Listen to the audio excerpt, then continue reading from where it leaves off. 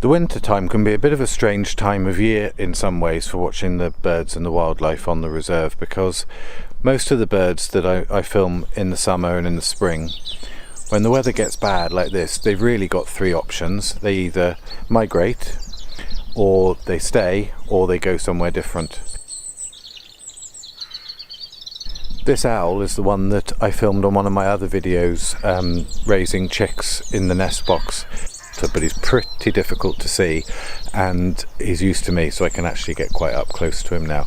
But he's got a really good sheltered place, and for him at this time of year there's lots of voles, especially if there's snow around.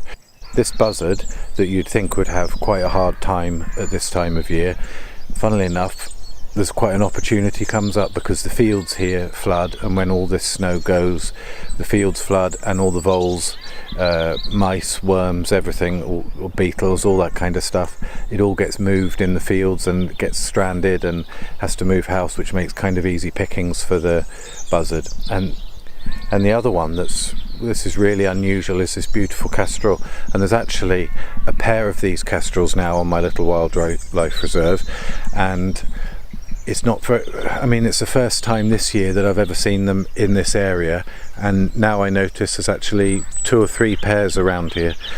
So the other place to see birds at the moment, when the weather turns this bleak and the hills are all covered in snow, is to go down into the lowlands, either down in the coast or down in the valleys.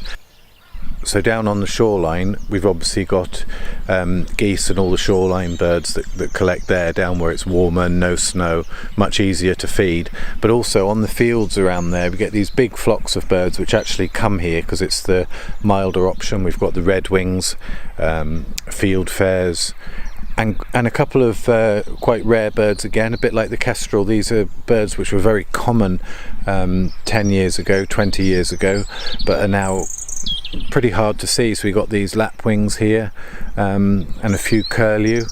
Curlew are really difficult to see now. I mean, they've been really under pressure as a bird.